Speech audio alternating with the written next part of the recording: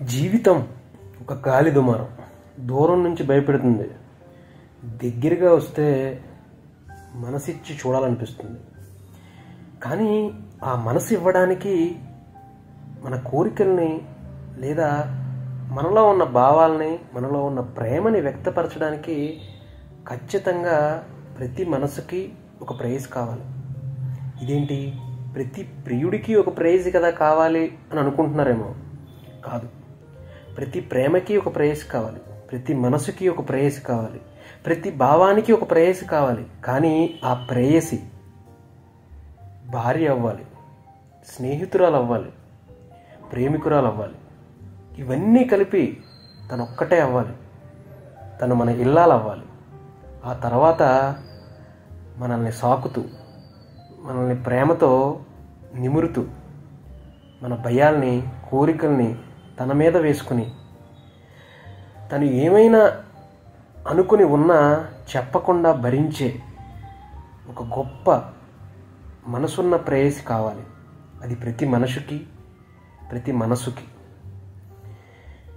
అల్లరి కెరటాల దగ్గర నుండి గాలి కెరటాల వరకు, ఉప్పెనల దగ్గర నుంచి సముద్రంలో ఉండే చిన్న చిన్న అలజడుల వరకు, ఆ లోతు తెలిస్తే ఆ ప్రేమ, ఆ మనసు రెండూ కలిసి ఒక ప్రేయసిని సృష్టిస్తాయి.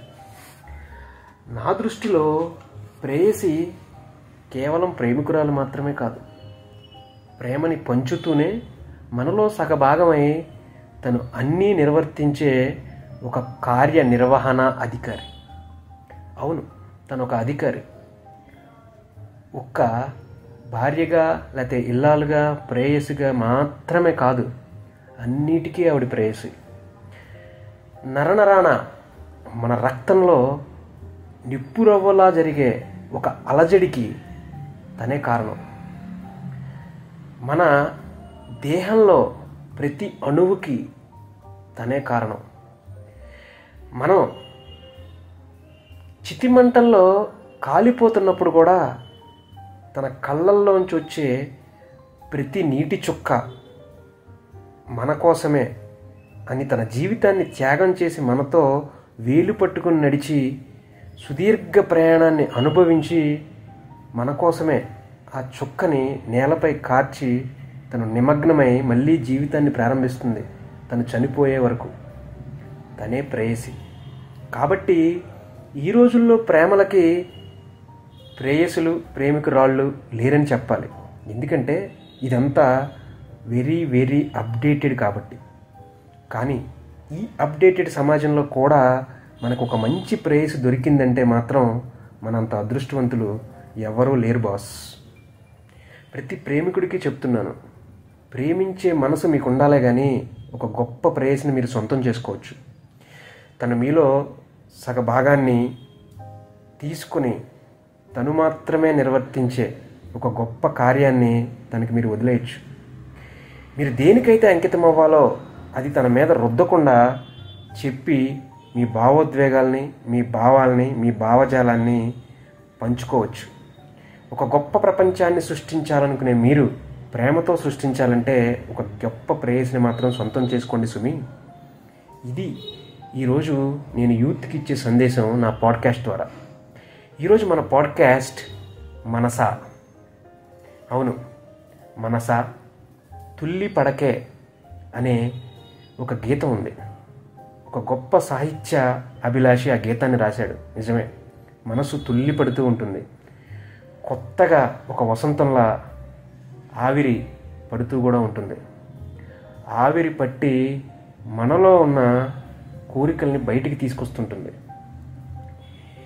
మనం మన ప్రేయసి చుట్టూ తిరిగే రోజులు, మన ప్రేయసిని మనం సొంతం చేసుకునే రోజులు, మన ప్రేయసి మనకు భార్య అయిన రోజు, మన భార్య మనకు ఒక కొత్త ప్రపంచాన్ని సృష్టించిన రోజు, తను మన బాధ్యతగా రోజు మనతో ఇముడుతూ 10 మందిని కలుపుకుంటూ సమాజంలో ఒక గొప్ప వ్యక్తిగా మనల్ని తీర్చిదిద్దిన రోజు, నిజంగా నువ్వు గొప్పవాడు అవుతావు అంటాడు చలం.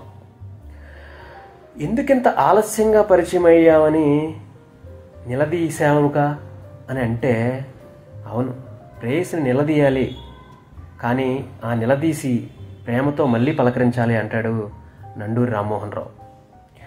మరో జన్మంటూ ఉంటే ఏ దిష్టి తగలకుండా బావామరదల్లై కలిసి పెరగాలని, తరగని కబుర్లెన్నో చెప్పుకోవాలని నా ఉబలాట.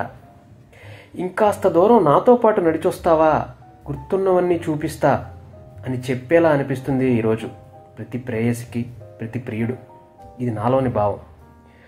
కొన్ని తలుపుల్ని కాలం చెరిపేసిన మిగిలినవన్నీ నువ్వెవరో తెలియని కాలంలో నీకై నీ పోరాటాలే ఒక గొప్ప భావాన్ని నాలో తీసుకురావాలని కోరుకుంటున్నా. కాబట్టి ఒళ్ళు నలగకుండా ఉండాలంటే ఏదో ఒకటి నేర్పుతూ కూర్చోబెట్టాలి కదా కళలన్నిటిలోనూ. దొరికినంత మాత్రాన, దోచుకున్నంత మాత్రాన నువ్వు ఎక్కడో దూరంగా ఉన్నావని నేను అనుకోను. కానీ నువ్వు దరిచేరే వరకు నా పోరాటం ఆగదు అనేలా ప్రియుడు ఉంటే ప్రేయసి ఖచ్చితంగా దొరుకుతుంది ఆ మనసుకి. కాబట్టి మిమ్మల్ని మీరు ఎక్కువగా నమ్మండి, మీ మనసును నమ్మండి. మనసా వాచా కర్మన మీరు అనుకున్నవన్నీ చేయండి. మీకు కావాల్సిన సొంతం చేసుకోండి. సొంతం చేసుకున్న దాన్ని జీవితాంతం వదలకుండా ఉండండి. మీ జీవితం పరమార్థం అవుతుంది. ఇది ఈరోజు పాడ్కాస్ట్ ప్రేయసి ప్రియులకి.